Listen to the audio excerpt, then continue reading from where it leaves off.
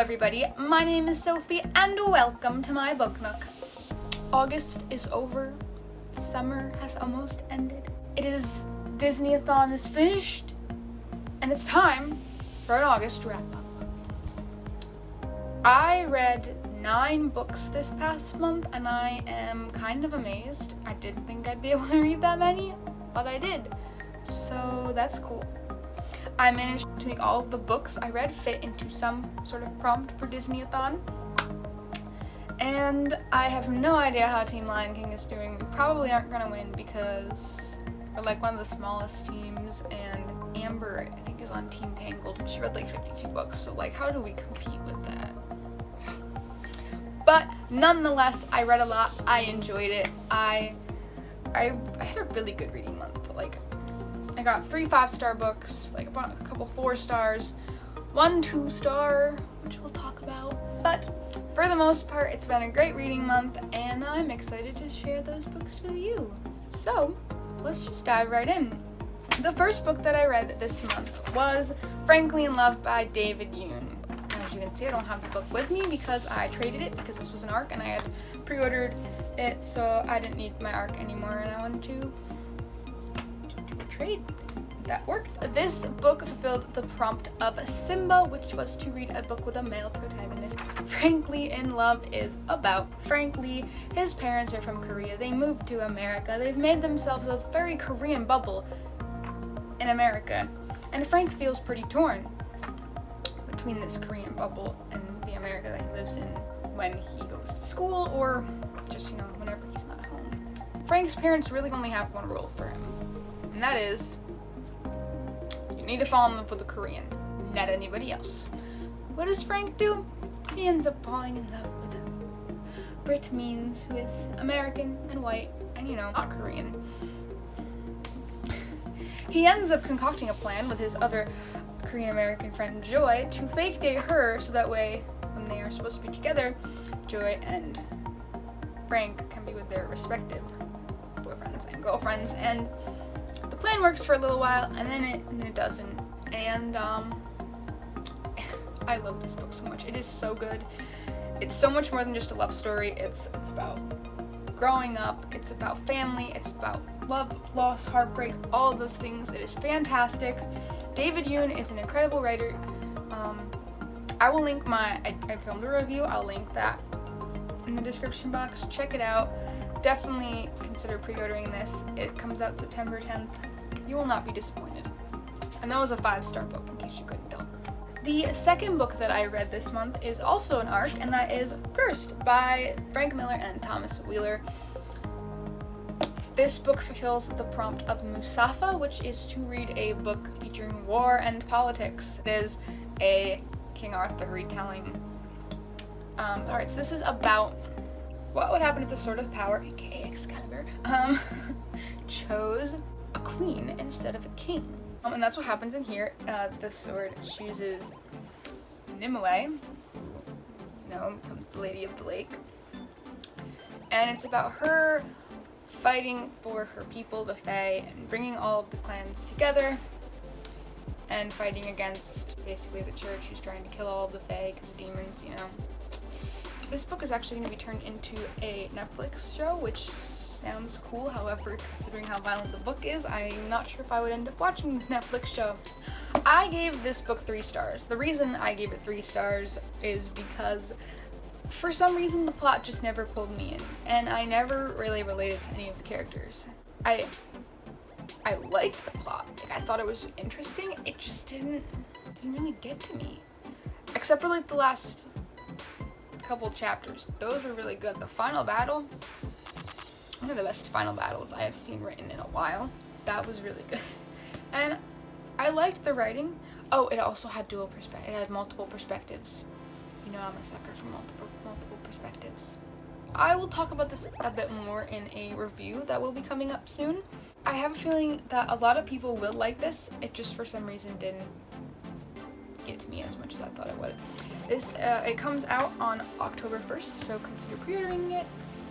Check out the Netflix show when it comes out. All that. Alright, book number 3 that I read, it fulfills the prompt of Nala, which is to read a adult romance, and for that I read The Friendzone by Abby Jimenez. I gave this book 4 stars. At first I thought I was only going to give it 3, and then I ended up loving it. I didn't want to, but then I couldn't help it. It was really good. So this book is about Kristen and Josh. Kristen is planning her best friend's wedding. She is going to be the maid of honor. And Josh is supposed to be the best man. Kristen is preparing to have a medically necessary surgery that will leave her unable to have children. She's kind of keeping it a secret from most people, even her best friend, because she doesn't want to worry her best friend, Sloane, because Sloane cares a lot about people. Josh comes into the picture. He's like basically everything that Kristen would ever want in a guy, obviously, because that's how like all romance novels work. Only problem is that Josh really wants kids and wants a lot of them. Kristen keeps Josh at arm's length in the friend zone. Do her plans work? I don't want to spoil the book, but it's really good, and I ended up loving it. Because one of the things that, like, Kristen, she's her reasons for putting Josh in the friend zone are that he deserves better. She's not good enough for him because she can't have kids for him. And so basically by the end of the book, Josh is just like, no, that's wrong, and you don't get to decide who's good enough for me or not, and why would you think you're not? You know what I mean? I don't know if I'm explaining this correctly.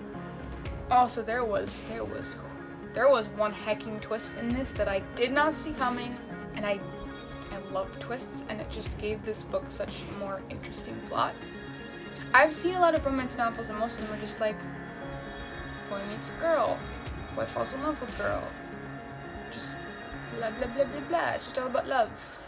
This is about love and falling in love and all that stuff, but it's got so much more depth, like Kristen's illness and then this twist that I'm not going to talk about because I don't want to spoil it for you. Either way, read The Friend Zone. It's really good. And this was like one of the first adult romance novels I've ever read, but it was really good. So read it. The 4th book that I read for Disney-A-Thon fulfills the prompt of Scar, which is to read a book in a day, and for that I chose The Sandman, Preludes and Nocturnes by Neil Gaiman. It's a graphic novel, that's the word I'm looking for. I gave this 4 stars. I really liked it. It's really cool. I think I'm gonna probably at some point read the rest of the series.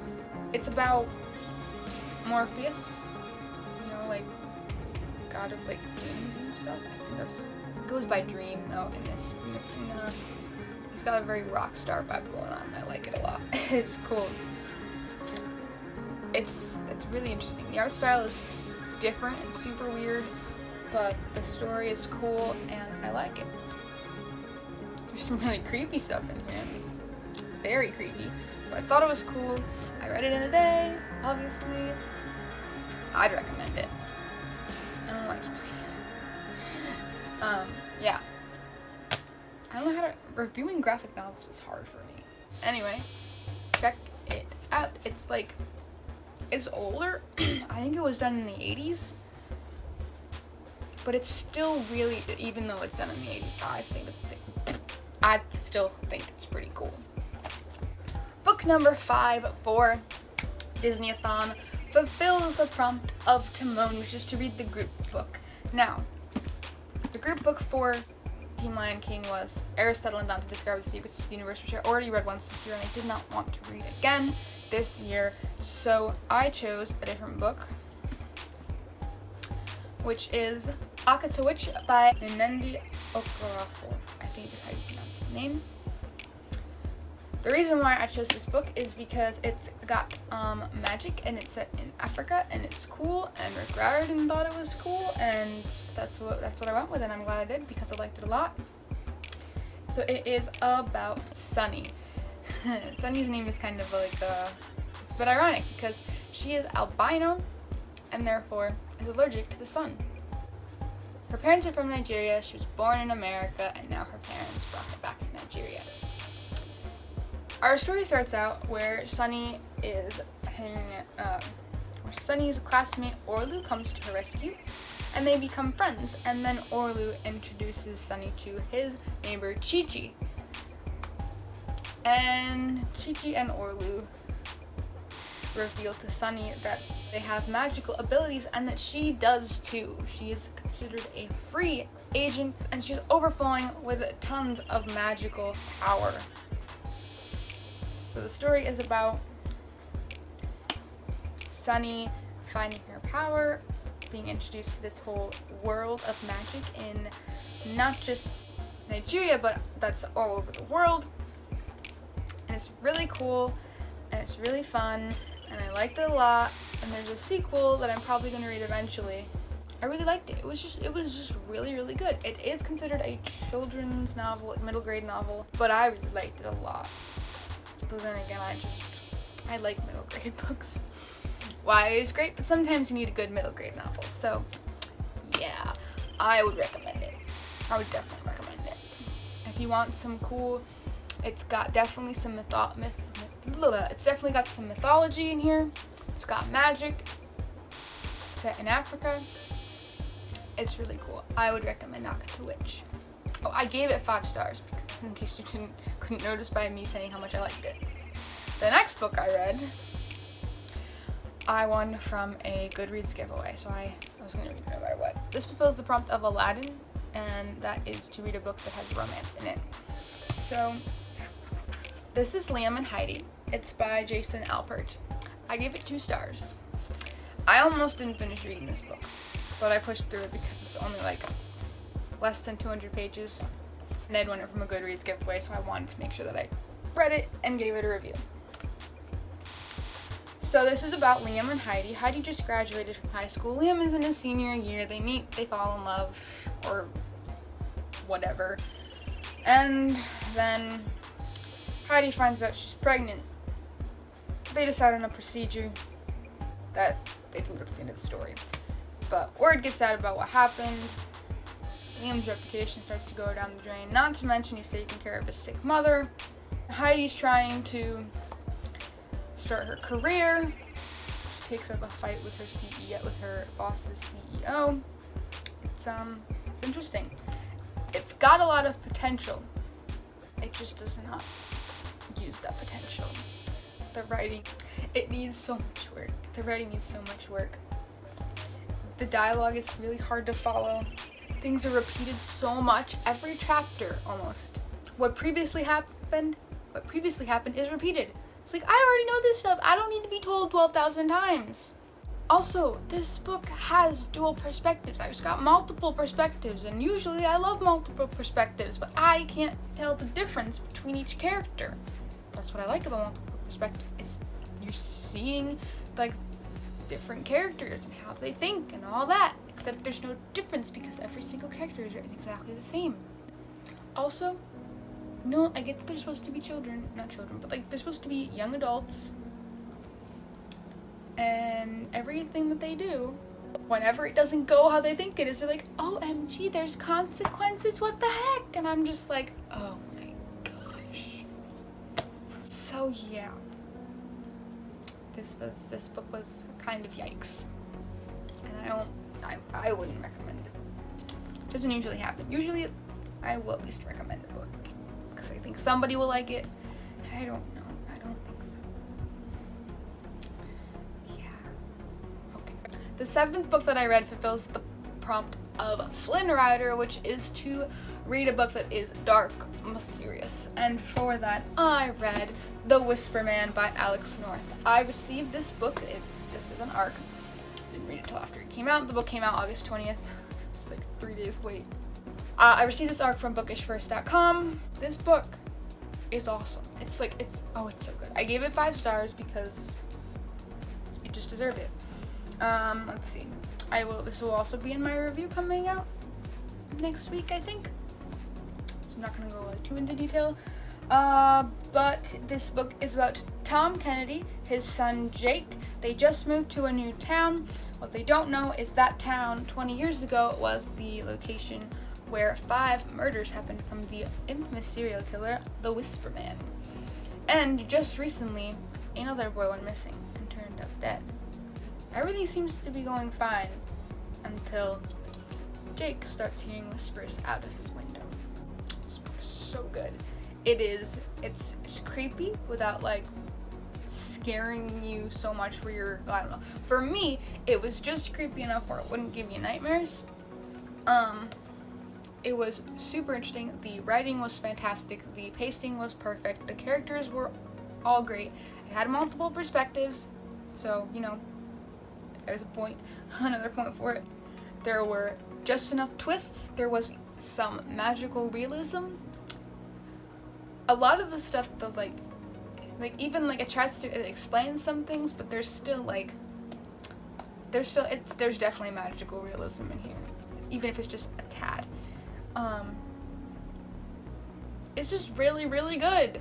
If you like thrillers, if you like mysteries, if you like those dark, mysterious books, you will love The Whisper Man. It is fantastic.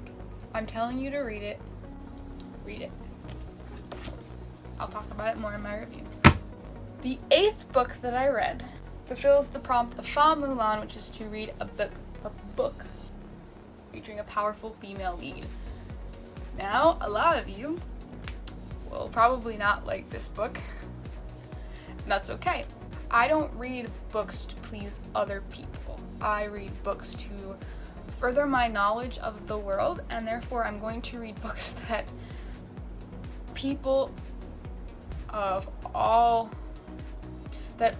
there will be people on all sides of everything who are not going to like some of the books that I read. That's just how it is. So this book, the 8th book that I read, is Unplanned, which is the story of Abby Johnson and her career at Planned Parenthood, where she became a director of the clinic she worked in just in like 7 years, and then her 8th year working there, she was asked to help in a ultrasound guided abortion, and then she realized she needed to quit her job. And I did not give this book a rating. The reason being, this is probably the first biography, memoir, whatever that I've ever read, and I have decided that I am not going to rate those sort of books because that's like rating someone's life, and that doesn't make sense to me. So I'm not going, anytime that I will ever read a biography, a memoir, whatever, I am not going to rate them. That's that. I enjoyed this book. I read it in 2 days. I think the story is inspiring. This book's a heavy topic. Like I said, some people will not like that I read it, and that is what it is. So here's what I would like you to know from me reading this book, whether you choose to read it or not. People on both sides of the abortion debate have more in common than either side would care to admit. Number 2 is that kindness, compassion, and prayer are the best weapons we have in this so-called war. Bullying, slander, yelling, all of that does nothing. It just fuels the opposition, no matter what side you're on. And number 3, God plays the long game. What seems impossible now could be incredibly possible 8 years from now. And that's that. If you want to know more, check out my Goodreads review. That's got more of my thoughts. Whenever I read a book that's got like heavy topics in it, I am not the best at forming my thoughts and then speaking them, so I end up usually just writing a really long Goodreads review. So check that out. And here we are at the last book that I read in August for Disney-A-Thon. This book fulfills the prompt of Li Shang, which is to read a book featuring a squad. And for that, I read Rated by Melissa Gray. This book comes out on September 3rd. This is an arc that I got at BookCon. It does feature a squad. So yeah, this book is set in a world where everybody is rated. You have ratings that you get from how well you do in school, how well you interact with people, how well you do in your job. Your rating decides where you're going to live, what your healthcare is going to be like, where you shop. Basically, the better you do in school, the better your rating will be, the better your life will be. At the first day back at Maplethorpe Academy, there's a big commotion because someone's defaced the front of the building with the words, "The ratings aren't real." The school is quickly to clean this up and basically to completely ignore it, don't give it any attention. They shut down the school paper so that way there won't be any news about it. Then weird things start happening to 6 students. They start getting letters, they start getting notes with weird poems. And then they start coming together and working to figure out what the heck is going on. I liked it. I gave it 4 stars. It took a little while for me to really like it. And I don't know why. I think the pacing is just a little slow at the beginning. And then it starts picking up. It is set, it's got multiple perspectives. You see the perspectives of all 6 of the Maplethorpe students that the book is mainly about. I like it. I did like it. I liked it. It's got mystery. It's got the idea that you have to be perfect, and if you aren't, then what's the point? Which is a terrible ideology. It's cool. I like it a lot. I like the differences in between, the differences of each character. Each character is very well developed and very their own, and I like that. And the plot's cool. My only problem is that this ended in a cliffhanger, and I have no idea if there's going to be a sequel or not. I couldn't find anything on Goodreads. I probably should Google it, but there was a cliffhanger, and I don't appreciate cliffhangers if I don't know if there's going to be a sequel. So hopefully there will be a sequel, or else I will be unhappy. But anyway, either way, if this sounds like something you might like, I would suggest you check it out because it is pretty good. So that was my August. I read a lot of books. I was surprised how much I read, but it was all pretty good. Time for a Booktuber Shoutout. Let's see who we've got today. We have Yerabooknerdzoe. I know who Zoe is. I don't remember if I got to meet her at BookCon. Did I? I think I saw her in passing. I didn't get to say hi because I was shy. Zoe is really cool. Her bookshelves are freaking amazing. She does all kinds of cool stuff. Guys, gotta go check her out. I will link her channel and her Twitter in the description box below. Give her some love. Follow her if you aren't already. Subscribe to her. Do all that good stuff.